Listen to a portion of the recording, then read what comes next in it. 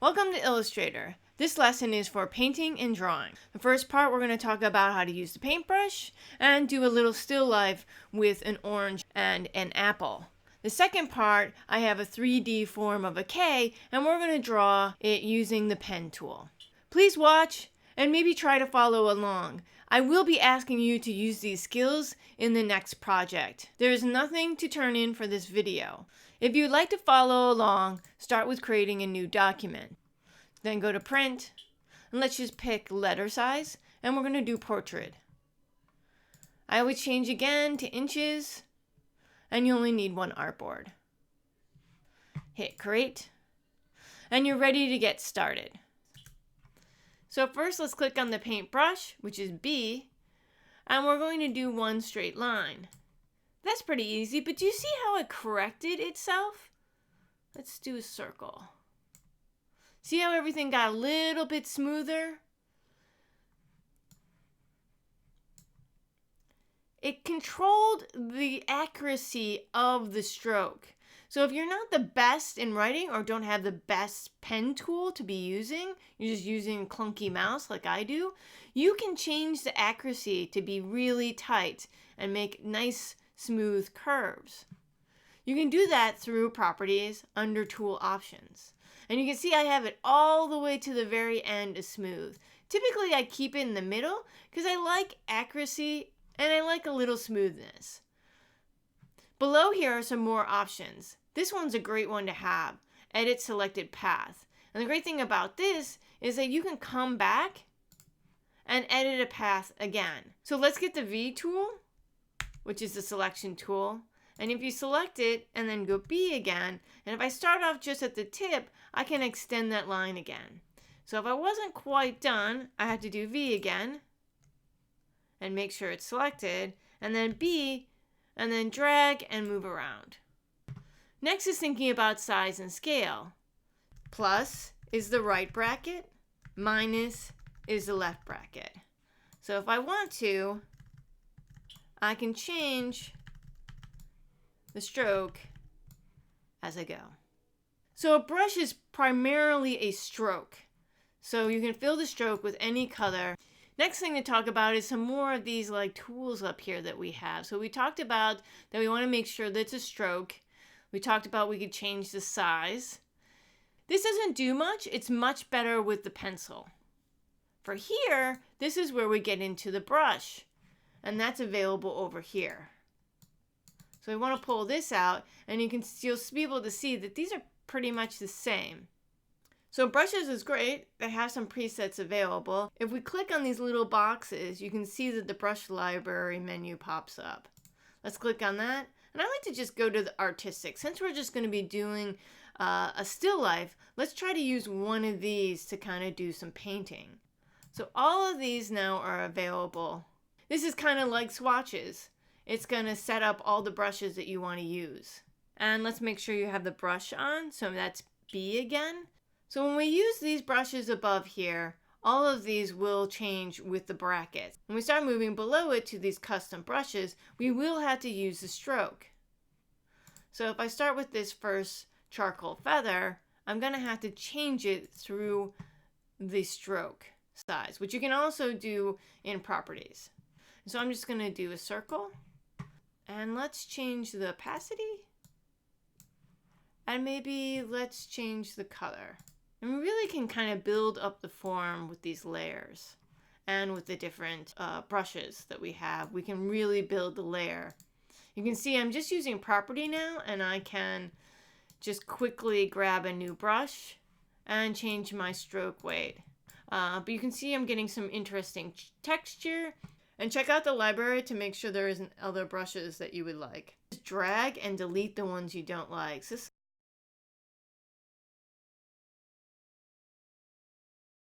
I provided you with Fruit One, so let's open that up. Make sure you've already downloaded it from Canvas.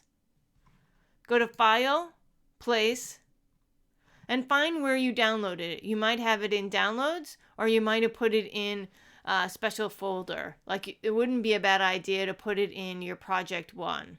Mine's right here, and I'm going to open it up, and then I'm just going to place it.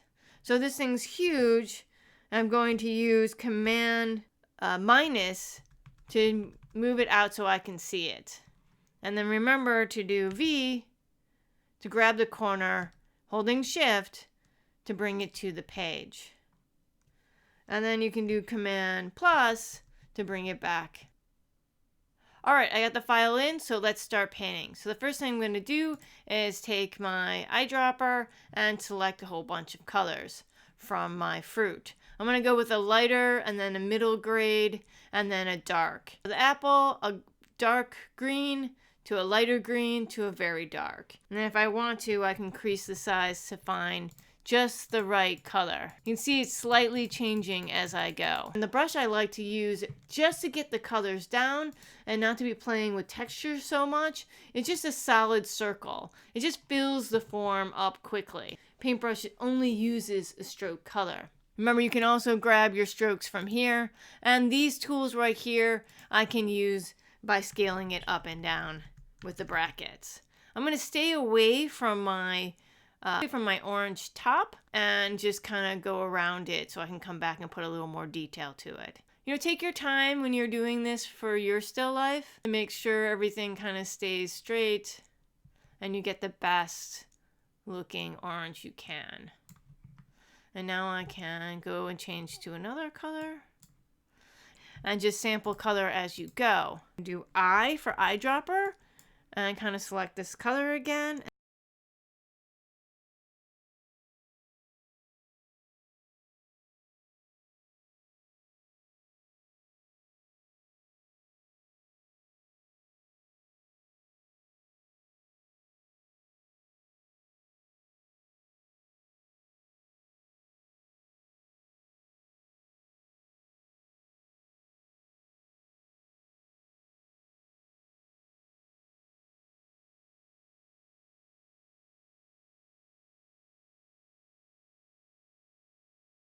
So I just want to show you what it looks like after I get rid of the background. The goal for this is just for you to kind of play around with the brush and see how closely you can get to what it looks like as an orange. This is a very artistic interpretation of a still life. So let's start on the apple. I'm going to do this really quickly and you can watch my process. Again, I'm just probably going to eyedrop the colors as I go and pick the circular brush, and then probably come back if I have more time and use the more artistic brushes to add texture. So let's start on the apple. So again, I'm going to start with selecting and then painting, selecting and painting. So I'm going to start with the top, and then this is just going to start, you're going to start seeing me build these up quickly.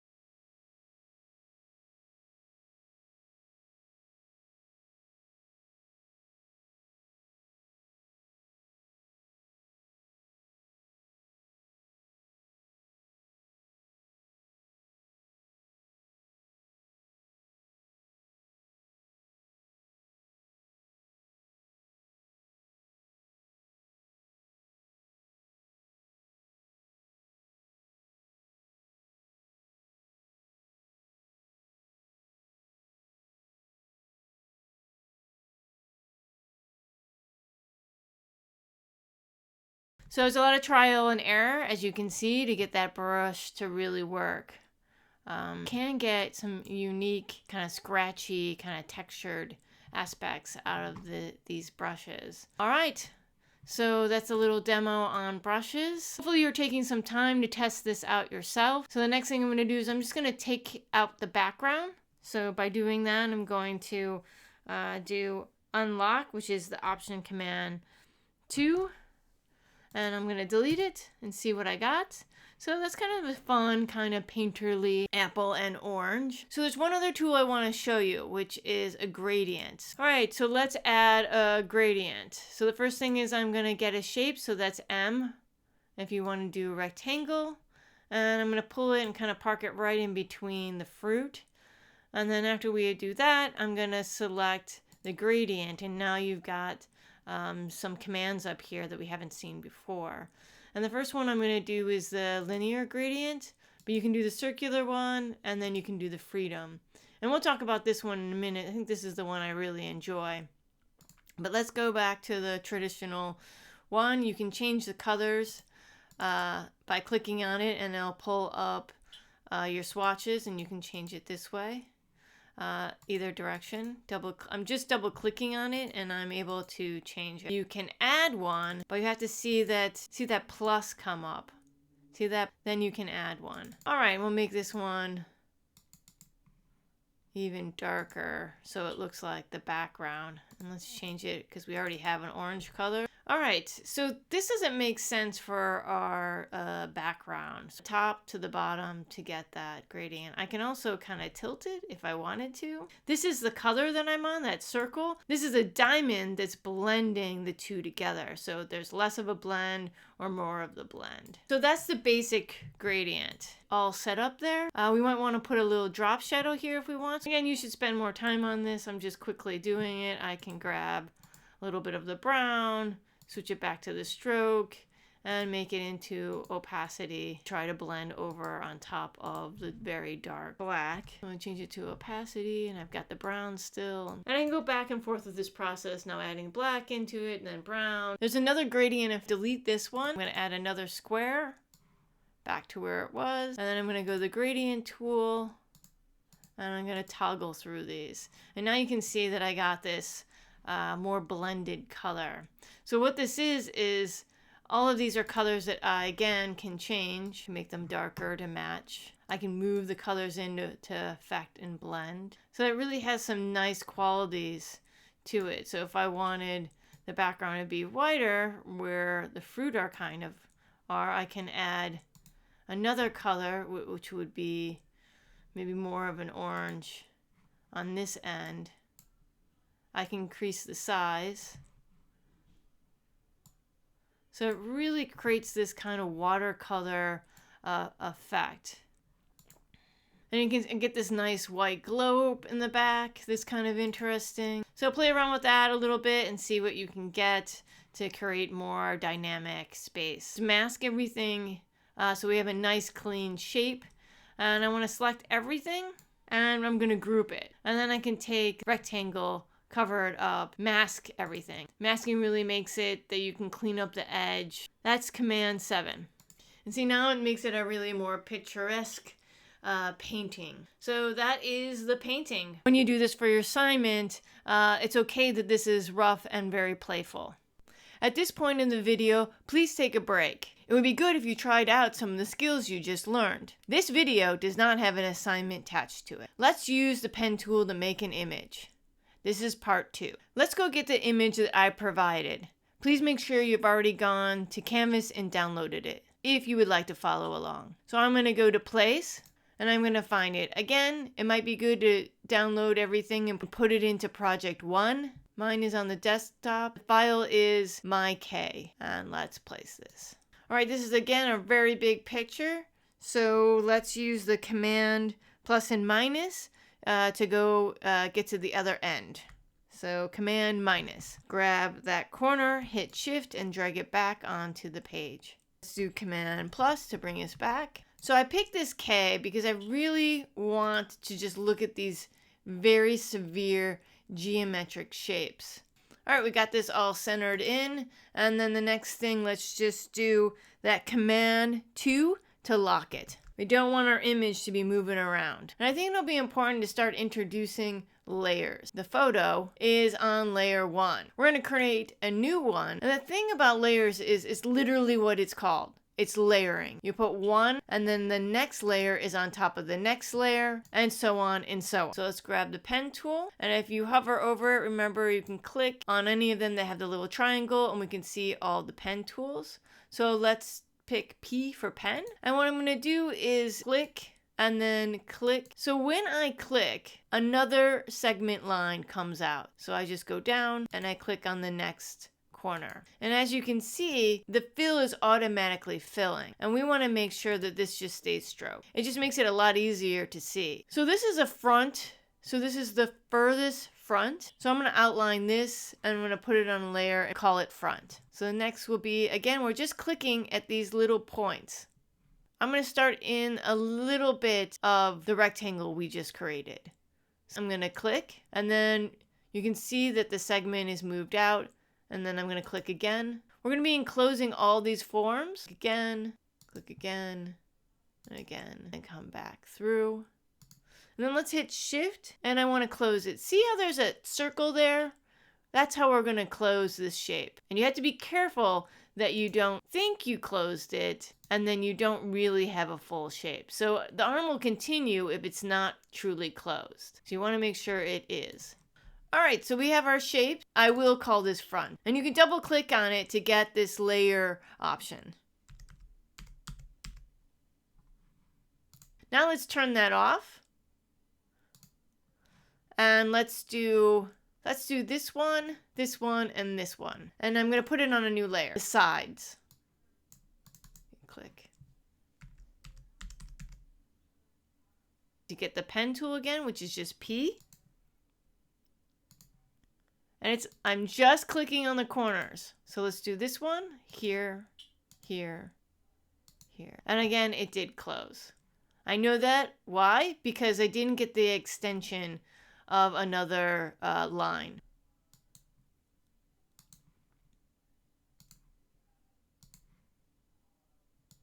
Okay, so all of these are done, and we called that a side.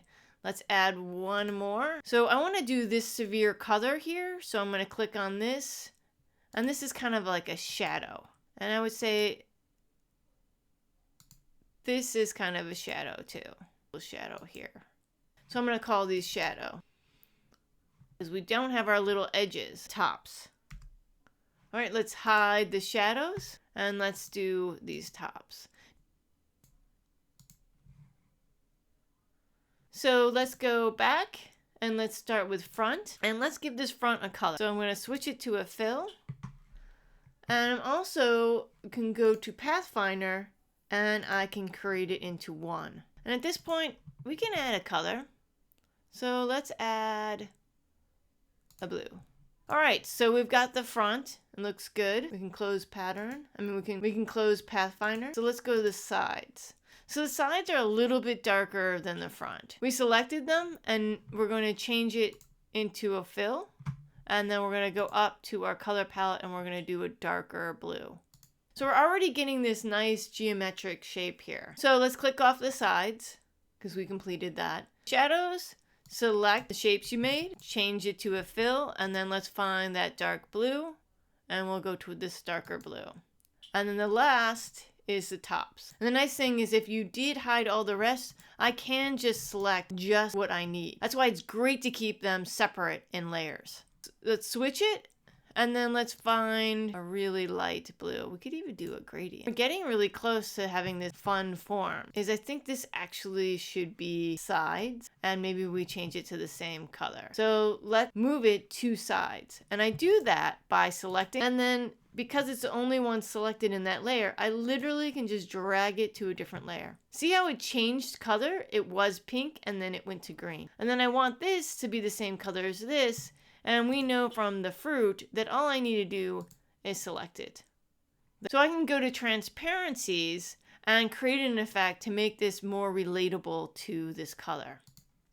Since it's sitting on top of the color, we can use transparency and go under this normal mode blend, and let's use soft light.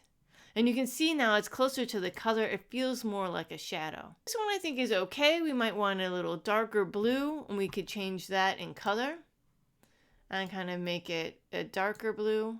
And then the final thing would be to kind of go in here and clean this up. So I can use my zoom and zoom in the direct selection. And I can select on these and I can kind of pull them down. And I'm kind of just eyeballing it, how to get them to fit correctly. Does this move up? Does this move down? So I'm selecting the one on top of it. Remember, I can go to layer, just want to lock it. So initially I kind of drew out the geometric shapes I saw, and now I come back and kind of make sure that they fit in correctly. I like how there's a little dark line in that fold. And if I want, I can bring it up a little closer and see that there's an effect that's falling also on the front facade of the K. All about detail and looking and kind of fussing with stuff to get it to be just right. And the preference between a paintbrush and this is yours. You know, which one do you find more successful? They both take time. So I'm going to go through this in a fast pace so you can kind of see how I just put these pieces together.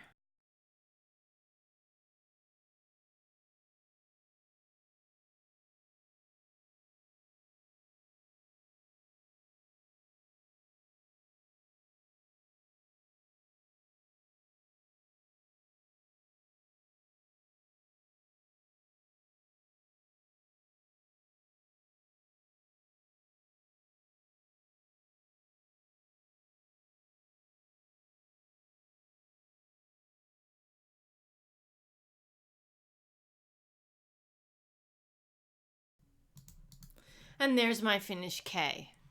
All right, so the next thing I'd like you to do, start watching the videos for exercise. And remember, try this out before you start working on the exercise. I think it'll be very helpful, but you do not need to turn it in.